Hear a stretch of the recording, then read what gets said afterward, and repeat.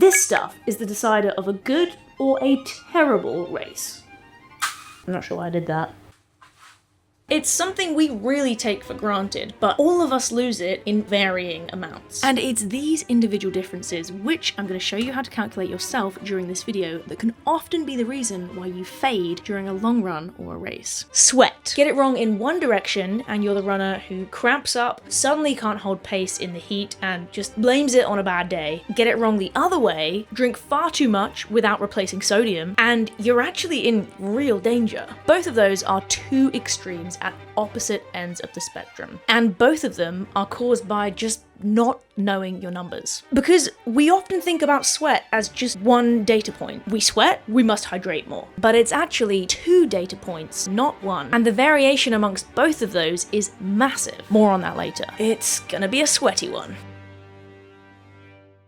Today I'm in Christchurch in Dorset, and it's a big one. I'm doing 2 threshold sessions on the treadmill in the lab, but with a twist. One is just on the treadmill. It's my meaty, bigger volume morning threshold session, as usual. The second session is on the same treadmill in the same room in the laboratory, but we are ramping up the temperature to between 35 and 37 degrees Celsius, which is this in Fahrenheit for you Americans. Why? More on that in a little bit, but I will say it's gonna give me some of the most useful data I have had all year. I'm about to head into a marathon training block, and if there's one thing I've actually never measured properly before, it's this. We as runners talk endlessly about fueling, about pace, about mileage, but sweat is the bit that almost nobody tests. And here's the bit that I didn't get. How salty your sweat is, so the electrolytes that you are effectively losing through sweat, that's actually determined by your genes. It barely changes your entire life. And between two runners, it can vary tenfold. So you don't really want to be guessing it, because you could get that quite wrong. And now, luckily, we have a way around this, and that is by measuring it, which is what I'm going to be doing today. Now, obviously, it's not just electrolytes that we lose through sweat. There is the liquid as well, the key characteristic, if you like. And your sweat rate, so how much fluid you lose, that one you can actually train and improve. But how salty it is, that is just you. And I'm quite excited to find out if I'm like a gentle, ready salted crisp or pretty intense salt and vinegar today. And that is where the guys at Precision Fuel and Hydration come in. They are going to be helping me figure all of this out and fine tune it going into my marathon block. And I'm in pretty safe, sweaty hands because they have a huge library of data of runners they have already tested. They're going to be putting me through multiple different tests. And I'm also going to be showing you how you can work out your own sweat rate at home without needing to go to a lab. And it should go without saying, but today's video is brought to you by Precision Fuel and Hydration, my new fueling and hydration sponsor, and I am super excited to introduce you to them, to talk about the products that I've been using and loving for the past few months, and tapping into the resources that they can provide me outside of their amazing products with their lab at HQ and their scientific expertise. More data, more information, more fine-tuning, more loving the grind. That's the plan. Before putting me through the absolute ringer of 2 threshold sessions, sweat testing, lactate testing, and all the rest of it, I got to have a little tour of the Precision Fuel and Hydration HQ, which was a really special experience actually, because all around the office they have got memorabilia from races they've sponsored, athletes they've worked with for years and years, and a little bit of precision history. You'll see that there's a shed corner in the office, and that is because their early days were literally working out of the shed in their garden, creating these products and following a dream of bringing it to the masses, which they now do, helping people with their fueling needs, their sweat needs across the world and across so many different sports. And it was really cool to feel like I was joining to be a very small part of that amongst some huge talent. We're seeing winners of Western States on the walls. We're seeing course record holders of ultramarathons, Ironman world champions. And you know, I think that's a pretty inspiring start to a grueling day of 2 sessions, because as cheesy as it sounds, when you are surrounded by greatness like that, I feel like it spurs you on that little bit towards your own goals as well. And one thing that's going to get me closer to those goals is understanding more about myself as an athlete. So far this year, I've done some strength testing, I've done some lactate testing, and that information has been super helpful in informing my training moving forwards. Today is about the missing piece. And maybe we should have a sweat counter in the corner of this video for how many times the word sweat is mentioned from this point on, because this video is all about sweat. And And the people here are some of the best in the world at understanding it. So I'm in pretty good hands. All right, first session of the day. We've got 9 miles of work, but we are measuring everything we can measure. We are taking lactates after reps to make sure that I'm in that zone between my LT1 and my LT2. I'm not overworking, I'm running true honest threshold, and we are measuring my sweat rate. So that's the fluid that I lose per hour, and that's going to give us some really useful information for how much fluid I need to consume pre, during, and post training and racing. The sodium loss, that's a test that's coming later on, and we also get Daniel involved for that one later on, which is an entertaining comparison, shall we say. In terms of the 9 miles of volume, I get to break that up pretty much as I see fit, within a few parameters. So I decided to get a nice big chunk out of the way first with a 3 mile rep, which meant the first rep was a little bit slower because it's 3 miles continuous. It's going to be slower than 1 mile at threshold pace. And I was keying off heart rate data to make sure that I was in that right threshold zone, which is data I have thanks to the testing I did with George a few weeks ago. And if you missed that video where I find out what my zones are, I'm testing my VO2 max, my threshold, you can watch it by clicking the link that is somewhere up here. After the 3 mile, I broke it down to do 2 by 2 miles and then 2 by 1 miles at the end, which adds up to 9. That's good maths.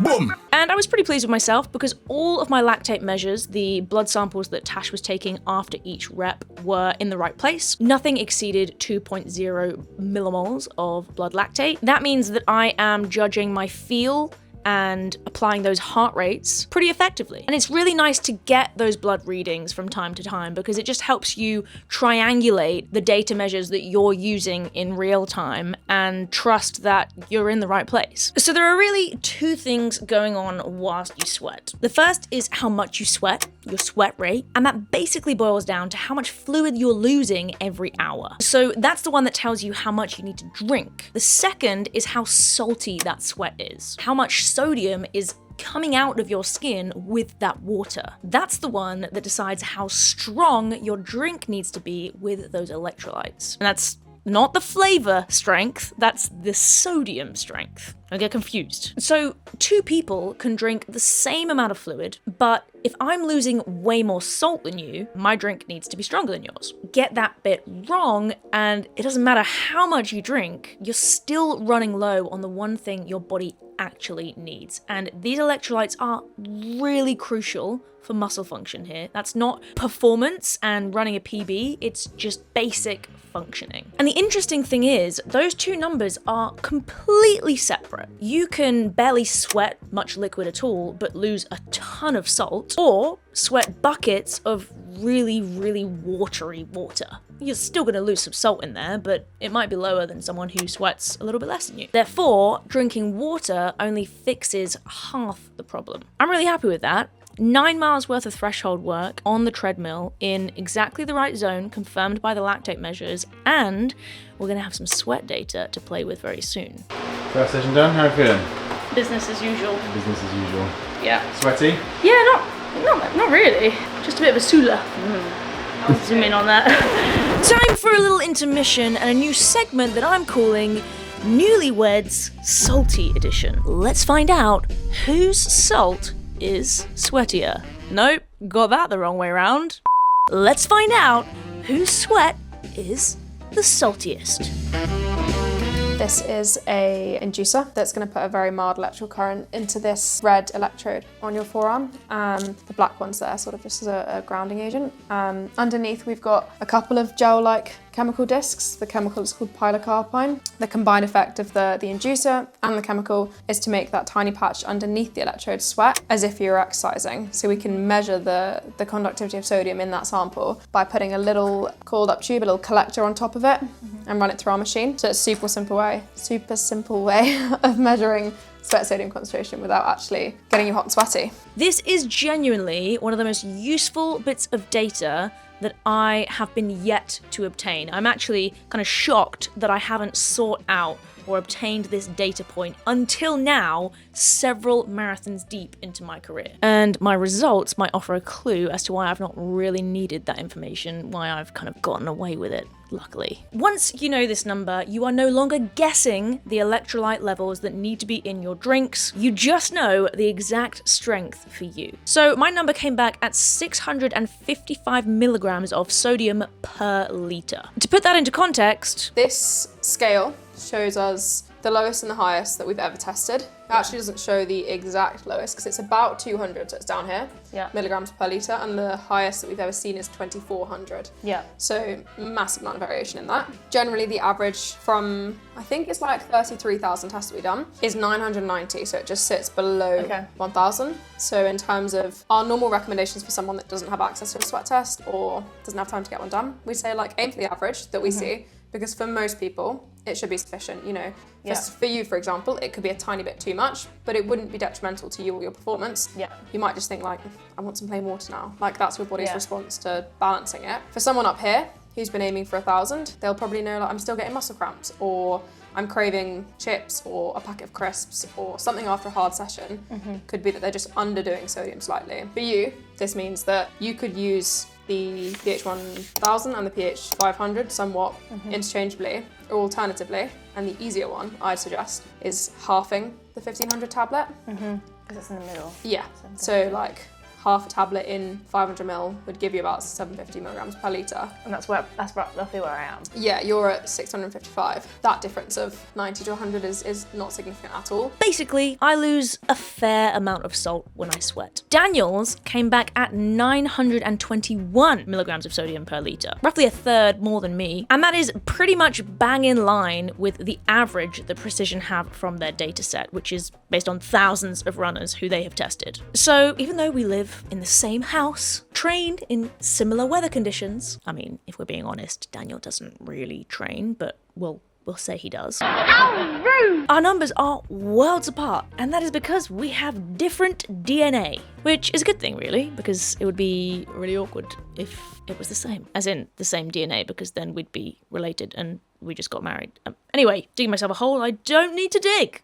So what do we actually do with a number like this? This is where it gets really useful for race day and for those tough training sessions, especially in hot conditions. Because, and hopefully I don't need to say this, if you haven't realized, when it's hot, we sweat more than we normally would. So you're going to be losing more liters of sweat, which means more milligrams of sodium. Precision's recommendation for me, given my number, is that I can probably get away with not supplementing my electrolytes very much at all. In moderate to normal weather conditions, I'm probably getting enough sodium in from my diet that if I added electrolytes into the mix, I would just be peeing them out and I would just be slightly more thirsty. When it comes to a race and training in hot conditions, that's where I'm going to be sweating slightly more, and adding those electrolytes in as a bit of an insurance policy is probably going to be a good idea. So my plan is to have a 1500 milligram sodium tab, that's one of those effervescent ones, in 500 ml of water the night before a race, and this is a long race, so I'm talking marathons here, and another the morning after with some food before the race. So really the reason I've got away with not knowing this number in the past is because I don't lose that much sodium through sweat. So if your number comes back higher than you expected, it just means you need to be more deliberate about sodium. If your number comes back lower than maybe you expected, or it's really, really low down and on the below average side of things, you just get away with doing less. And overdoing those electrolytes is just going to lead to some stomach issues with zero benefit for you. If you want to figure out your own number, you can head to the Precision Fuel and Hydration website, where they have got a free questionnaire which gives you a really solid estimate, asking questions like how often do you see salt on your clothes,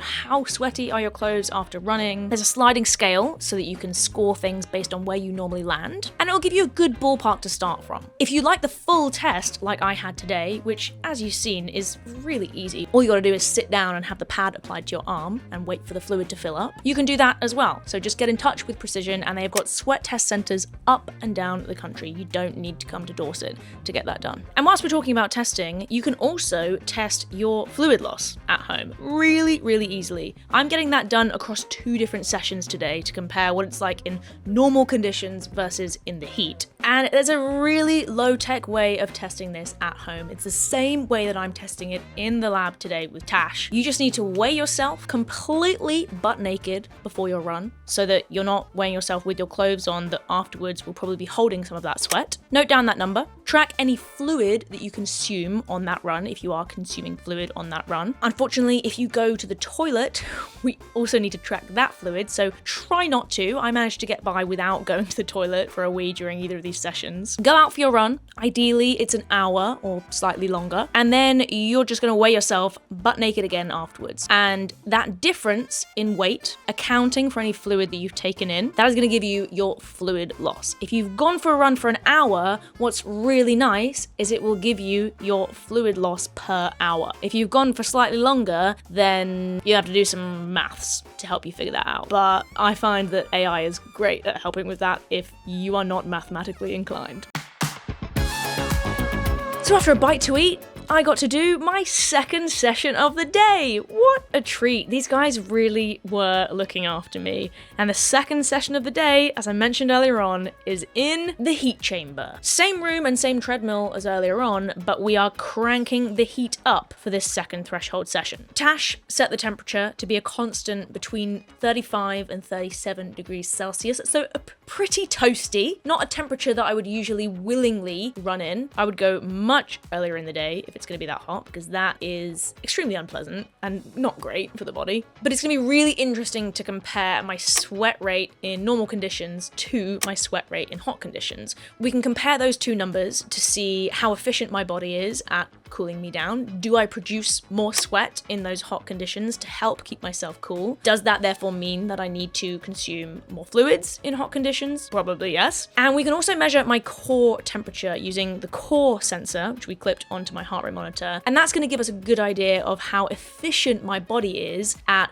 coping with the heat. So for this session, we made it nice and simple and kept the reps shorter because I just didn't fancy dying a slow death in the heat chamber. So 5 by a mile off 60 seconds recovery at threshold again. And just like this morning, I'm measuring that threshold effort off perception, making sure that it feels like threshold effort, and keying off my heart rate as well. Tash measured my lactates after each rep, and once again, I was in the threshold range for all of them, which is a big tick for me. And interestingly, or not that surprisingly, my reps were all slower than they were this morning because of that heat. And this needs to be an example for everyone watching that when it's hot outside, you need to adjust your pace. It is so much harder for your body to do what you are asking it to do when you are in hot conditions. So for context, my final rep in the morning was at something like 5:33 minutes per mile. In the PM session, I started at 5:53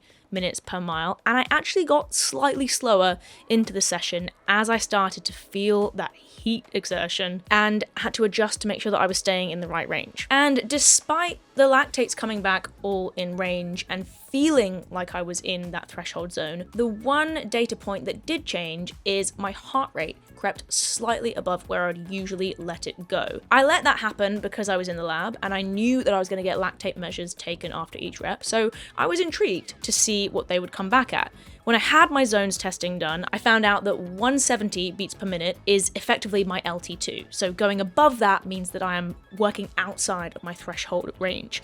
And I got up to 173, 174 beats per minute towards the end of this session, but I felt like the effort was still in the threshold range, and interestingly, the lactates came back in the right range. So that'll show you that running in the heat, working really, really hard, you are going to see slightly higher heart rate, but the really important thing to come back to is how you feel. I'm running 20-25 seconds slower per mile than this morning. That's the adjustment made. I don't feel great, but I still feel like I'm in the threshold range. Did I enjoy running in the heat chamber?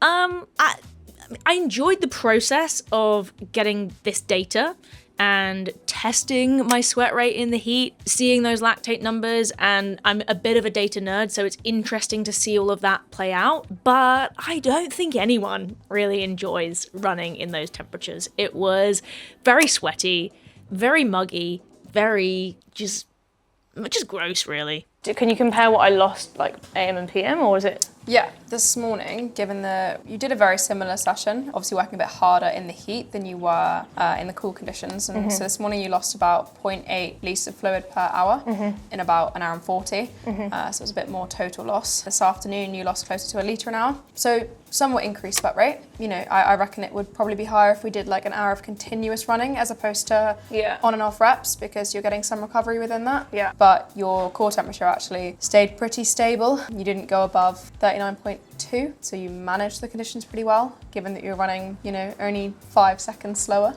for those threshold efforts. That's good. It is good. And like, does that tell us anything about running in normal conditions versus heat? Or like how I would handle racing in the heat? Based on your, you know, your subjective comments of what you were saying and how you felt and your perception of the heat, I'd say that you could manage a hot race pretty well based on that you didn't actually find it much more challenging. Yes, it's uncomfortable running at 37 degrees, but you weren't feeling like it was a much harder effort, and you could probably have run the same pace. You know, your heart rate would have just been higher. Yeah. But your lactate and everything else showed that you were staying in the same range that you wanted. And that's really reassuring, because I know there are some people who just don't handle the heat very well and they have to really, really train this effect. I've got a bit of a head start, which is amazing. There is, however, room to improve. I mentioned heat training and I haven't done any of that before this video. I've dabbled with it a little bit in the past, but right now I don't have that adaptation. So the next step is more heat sessions. One of the points that Tash made that really stuck with me is that doing more of this actually trains your sweat rate up. And if you remember, that's the one that is trainable. Sodium loss, you can't alter that, but your sweat rate you can impact. So if I can do some more heat sessions in a controlled environment and train my body to be more efficient at cooling itself, there's some really exciting gains to be had there.